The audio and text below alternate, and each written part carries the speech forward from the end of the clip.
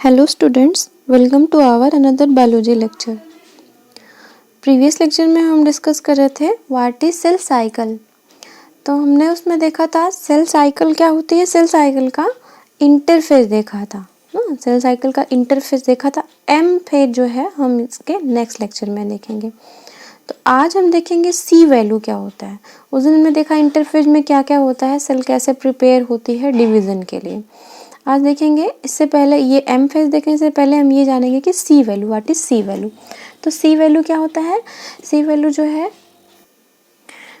जो है total DNA content one set of chromosome. किसी भी सेल के एक सेट के क्रोमोसोम में जितना डीएनए प्रेजेंट होता है वही टोटल डीएनए क्या होता है, वही उस सेल का सी वैल्यू कहलाता है। इसका यूनिट जो है पिकोग्राम होता है, पीजी से डिनोट करते हैं इसको। मान लीजिए कोई हैप्लॉइड सेल है तो क्रोमोसोम नंबर n होगा, तो उसका क्रोमोसोम नंबर n है तो अगर उसका सी वैल्यू पूछता है तो उसका सी वैल्यू होगा 1c। अगर 2n होता तो 2c होता। इसको हम समझते हैं इस सेल के। जैसे स्टार्टिंग से करते हैं, यहाँ से सेल जब स्टार्ट करती है अपने इंटरफेज में घुसना, तो ये सेल की अगर हम बात करते हैं तो ये सेल कौन सी होगी, डिप्लॉयड सेल होगी, मीन्स 2n। यहाँ पे जो होगा 2n। तो यहाँ से सेल स्टार्ट की, G1 फेज में घुसी।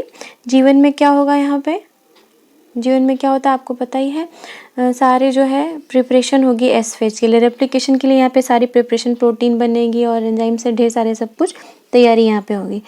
तो यहाँ तो डीएनए कंटेंट क्या है 2n, क्रोमोसोम जो 2n था और डीएनए कंटेंट भी उसका 2n ही, कुछ डबल नहीं हुआ, यहाँ पे चीज़ें बस बनी है इसमें।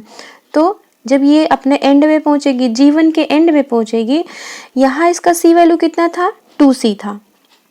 क्रोमोसोम नंबर 2n था इसलिए इसका सी वैल्यू जो है 2c।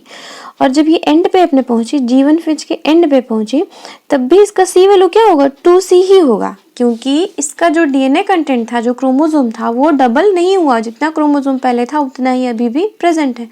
तो इसका सी वैल्यू कितना होगा, 2c होगा अपने G1 के एंड स्टेज पे।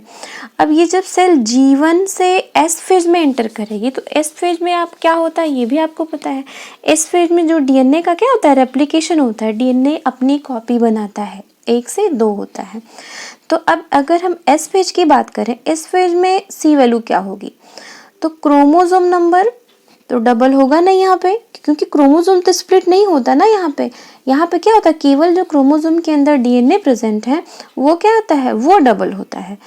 तो सी वैल्यू होता क्या है, यहाँ देख लो, total DNA content on one set of chromosome. एक क्रोमोसोम में जो टोटल डीएनए प्रेजेंट होता है वही उसका सी वैल्यू होता है। तो जितना डीएनए यहाँ प्रेजेंट था, जब यहाँ डीएनए रेप्लिकेट करेगा तो अपने का डबल हो जाएगा ना। तो इस वाले फेज में सी वैल्यू 2c थी, तो इस फेज में क्या हो जाएगी, 4c हो जाएगी। अगर नहीं समझ आया तो इस फिगर से देखते हैं।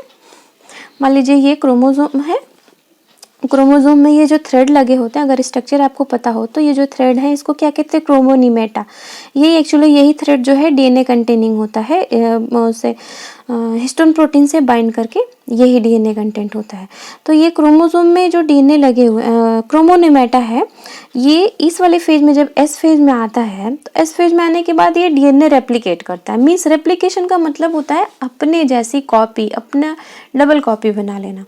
तो ये क्या करेगा, अपने समान एक अपनी कॉपी बना लेगा। ये थ्रेड आपको सिंगल दिख रहा था, इसमें डबल हो गया है। तो क्या होगा, ये कॉपी बना लेगा। और ये क्रोमोसोम यहाँ भी सिंगल था और यहाँ भी सिंगल, केवल इसमें एक आर्म डेवलप, ये मेम्ब्रेन डेवलप हो गई है जिसमें 2 सिस्टर क्रोमेटिड बन गई। एक ही क्रोमोसोम की 2 सिस्टर क्रोमेटिड बन गई है, बीच में एक आर्म डेवलप हुई है, एक मेम्ब्रेन डेवलप हुई है जिससे 2 आर्म बन गई। क्रोमोसोम अभी डुप्लीकेट नहीं हुआ है, क्रोमोसोम 2 नहीं हुआ, क्रोमोसोम सिंगल है। उसके अंदर का जो डीएनए कंटेंट था वो क्या हो गया, डबल हो गया है। तो इसलिए जब हम यहाँ आएंगे एस फेज के एंड में देखेंगे तो क्रोमोसोम नंबर यहाँ पे 2n। अब हम यहाँ सिंगल क्रोमोसोम की बात करते हैं, लेकिन हम ये जो सेल लिए हैं ये सेल कैसी है, डिप्लॉयड है। तो क्रोमोसोम नंबर 2n है और अब उसका जो डीएनए कंटेंट था वो रेप्लिकेट हो चुका है, इसलिए यहाँ की सी वैल्यू क्या हो जाएगी, इस जगह पे 4c हो जाएगी। इसका डबल हो गया, 2n था तो 4c हो जाएगी। अब अब ये सेल S फेज से एंटर करेगी G2 में, तो G2 में भी आपको पता है कि ये स्प्लिटिंग, इसमें जो डिवीज़न होता है उस डिवीज़न की सारी तैयारियां G2 फेज में होती हैं। अब जितना डीएनए कंटेंट इसके पास था उतना ही यहाँ सेम रहेगा, यहाँ कोई चेंजेस, जिसमें सी वैल्यू में इसके चेंजेस नहीं आएंगे, क्योंकि यहाँ पे रेप्लिकेशन यहाँ हो चुका है, यहाँ बस प्रोटीन और एनर्जी बननी है और कुछ होना नहीं है। तो यहाँ पे क्रोमोसोम नंबर 2n था और सी वैल्यू कितनी थी, 4c थी, क्योंकि ये रेप्लिकेट हो चुका है। तो इसके एंड में भी सी वैल्यू जो है 4c ही रहेगी। इस प्रोफेज, मेटाफेज, एनाफेज तक आते आते, अब एनाफेज की बात करें, अगर आपको थोड़ा सा पता हो, अगर नहीं पता हो तो एम फेज हम नेक्स्ट लेक्चर में डिस्कस करेंगे, तो आपको क्लियर हो जाएगा एम फेज में होता क्या है। तो एनाफेज में आने के बाद सेल के जो है ये क्रोमोसोम जो है स्पिंडल फाइबर से अटैच होते हैं और क्रोमोसोम की स्प्लिटिंग होती है। ये ऊपर की तरफ खींचता है, ये एक पोल की तरफ खींचता है, ये दूसरे पोल की तरफ खींचता है। तो अब इसमें क्या होगी, एनाफेज में स्प्लिटिंग हो जाएगी। अभी एनाफेज में इस क्रोमोसोम की स्प्लिटिंग होगी। अगर हम ह्यूमन बीइंग की बात कर लें, ह्यूमन बीइंग में कितने होते हैं, 46 होते हैं। तो अभी जब अपने एनाफेज में ये सेल पहुंचेगी तो 46 ऊपर की तरफ जाएंगे और उसी का 46 नीचे की तरफ आएंगे। सेम क्रोमोसोम, 46 नीचे 46 ऊपर, दोनों तरफ खींचेंगे, दोनों पोल पे। तो यहाँ पे क्रोमोसोम नंबर सी वैल्यू क्या होगी यहाँ पे भी अगर हम 2n की बात करें, मान लीजिए क्रोमोसोम नंबर 2n है, तो सी वैल्यू जो इसकी होगी वो भी 2c ही होगी। ठीक, यहाँ पे भी 2c ही होगी, क्योंकि ये इतने ऊपर गए थे, क्रोमोसोम नंबर डबल नहीं हुआ, अभी यहाँ पे स्प्लिटिंग नहीं हुई है। जब होगी कब, साइटोकाइनेसिस जब होगी, जब साइटोप्लाज्म टूटेगा, टूट के दो सेल, अभी 46 था तो इसमें 2n 2c, अब ये क्या हुए, ये जब स्प्लिटिंग हो गई इसकी, 46 दूसरी सेल बन गई और ये दूसरी सेल, अब ये दो सेल बन गई।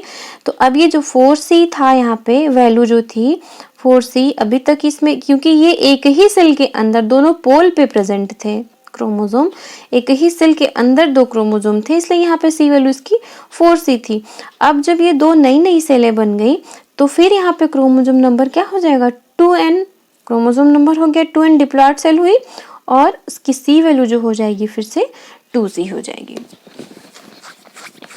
लास्ट में अपने सेल जब साइटोकाइनेसिस होगी, सेल की 1 से 2 सेल बनेंगी, तो दोनों सेल का अलग अलग जब देखा जाए तो क्रोमोसोम नंबर 2n होगा और सी वैल्यू उसकी क्या हो जाएगी। अब यहाँ पहले 4c थी, यहाँ से ट्रिकी है थोड़ा, 4c थी, जब एक ही सेल के अंदर क्रोमोसोम क्या हो गए थे, स्प्लिट हो गए थे, एक क्रोमोसोम इस पे पहुंचा था, एक क्रोमोसोम इस पे पहुंचा था, तो क्या थी, 4c थी वैल्यू। और जब ये अपने फिर से दोनों सेलें अलग अलग हो जाएंगी, दो नई डॉटर सेल बन जाएंगी, तो दोनों डॉटर सेल का अगर देखा जाएगा तो उसकी सी वैल्यू क्या होगी, 2c होगी। तो आई होप आप लोग को ये लेक्चर समझ में आया हो। इसके बाद हम नेक्स्ट लेक्चर में डिस्कस करेंगे what is G0 phase, cell का G0 फेज क्या होता है।